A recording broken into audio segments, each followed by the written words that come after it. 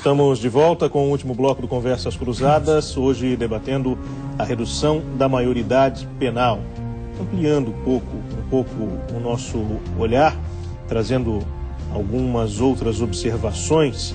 Será que a questão passa justamente pela aprovação de um novo texto, pela redução dessa maioridade, por colocar em unidades prisionais pessoas mais jovens? Isso resolveria o problema?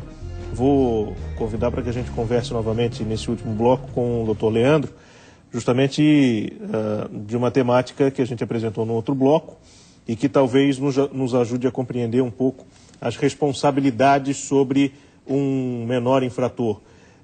Diante daquele depoimento da professora, Dr. Leandro, será que há outras coisas que tenham falhado e que a gente está tentando resolver com a redução da maioridade penal, suprir outros problemas que deveriam ser anteriores à prisão?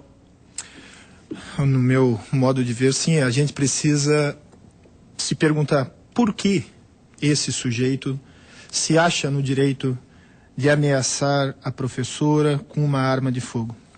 Por que o outro sujeito decide eliminar a vida da namorada? Por que o outro sujeito pratica um latrocínio e assim por diante?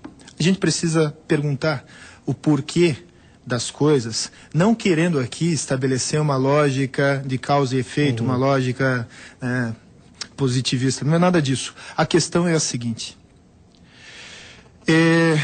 Eu tenho um conhecido que quando ele era menor de 18 anos, ele, como acho que quase todos os menores, praticava condutas desviantes que seriam consideradas atos infracionais. No momento complicado da vida, adolescência, aquela coisa toda, o distanciamento dos pais, etc., o fato é que esse sujeito não foi selecionado pelo sistema. Ele não foi alvo de uma investigação, de um processo e da aplicação de uma medida. Ele não foi institucionalizado. E esse meu conhecido, felizmente, ele é uma pessoa que é formado em curso superior, com pós-graduação, mestrado, fazendo doutorado e participando do Conversas Cruzadas. Então a gente precisa perguntar o que a sociedade ganha ou perde com o uso da instituição prisional.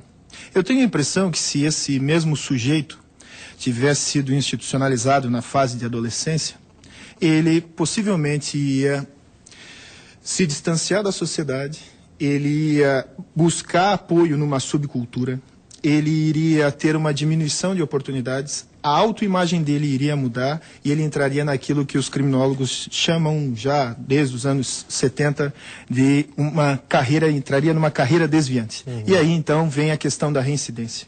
Por isso que a lógica do discurso aqui do autor do projeto é uma lógica perniciosa, porque ele quer inverter a ordem dos acontecimentos. Então, com todo o respeito ao sofrimento das pessoas que são alvo de uma violação de direito por menores, a gente precisa entender, menores de 18 anos, a gente precisa entender qual é o tipo de fenômeno que está ocorrendo para que esse sujeito da atualidade, que alguns chamam de pós-modernidade ou transmodernidade, não importa, por que esse sujeito está se sentindo acima da lei?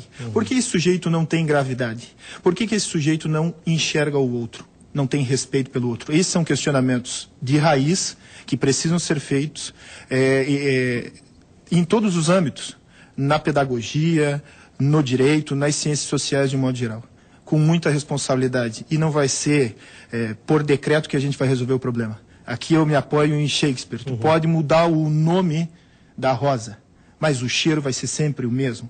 Não importa, tu pode mudar o nome do sujeito lá que a Julieta amava.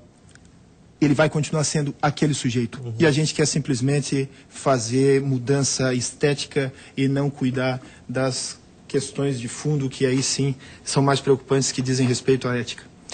Dr. Leandro Gurnick, conselheiro estadual da OAB, e os demais colegas de mesa, Dr. Sandro Cel, professor de criminologia, o advogado representante da Associação dos Advogados Criminalistas de Santa Catarina, Dr. Carlos Pinto da Luz, professor de Direito Penal da Univale, Dr. Juliano Keller do Vale. A todos, muito obrigado pela gentileza. Chegamos ao ponto final do programa, por conta do horário, evidentemente. Renderia mais, pelo menos 3 programas ainda essa noite, se fosse o caso, mas voltaremos, evidentemente, a conversar, até porque a temática não se esgota por aqui. Se você quiser rever esse e outros programas, acesse o site tvcomsc.com.br. Conversas Cruzadas, quem decide tem opinião, assiste. Boa noite.